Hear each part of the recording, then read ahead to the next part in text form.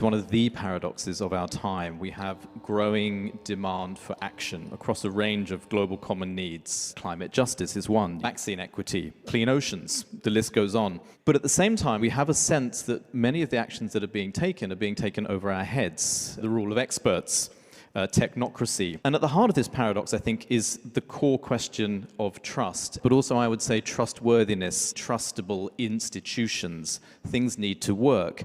A.O. Hirschman, the economist, wrote very compellingly about what he called the challenge of exit, voice, or loyalty. Confronted by any problem, you have two choices. Either you can leave, or you can try to influence the system. One of the problems is that after 4 decades of neoliberalism, we've reached the point where most people choose exit, whether through digital divides or whether through populist accounts. Exit becomes easier, an exit including the choice of personal individual traits and desires rather than simply common benefit. If we want to overcome the trust problem, then we have to find a way to create space for voice. And this is one of the things that I've been working on really in the context of the Global Public Investment Network. In 2015, I wrote a book called The Political Origins of Inequality. That book was essentially a history of the failure of international development since 1945. And what it ended up saying was that there are basically 2 things we need to do. One is to address existing structural injustices.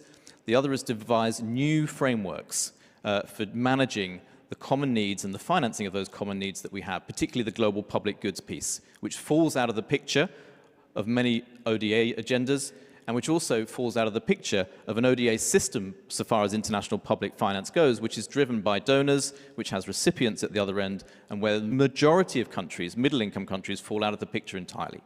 So how do we devise a system specifically for meeting those common needs that could put those different voices back together? This is what the Global Public Investment Agenda has been about. And it's not so much a policy solution that we devise and then we roll out in a series of Brookings reports or other things and present it to the world as a fait accompli. Instead, it is a process. It is a table around which we want different individuals, different governments, different sectoral representatives, including from the private sector, but above all from communities and from civil society, to share their views and help us co-design the actual policy agenda, which is going to be required to finance some of these common needs, be it in the sphere of climate justice, be it in the sphere of vaccine equity, or anything else. I think it offers 3 tools, as it were, going forward that the MOST program can actually take on board. The first is inclusive governance and priority setting. The second thing it offers is long-term decision-making capacity.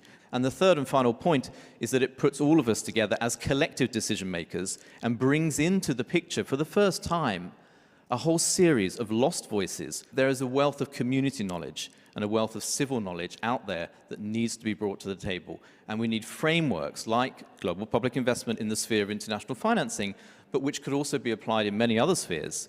What we require is an arrangement that brings everybody to the table, where everybody can potentially benefit and where all get to decide. That's the framework that we need moving forward, and it's what I really feel, speaking back from my experiences in the world of global public investment and the network we've set up to push this forward, organizations like UNESCO and the MOST agenda in particular can begin to also take on different pieces of this agenda in different spheres.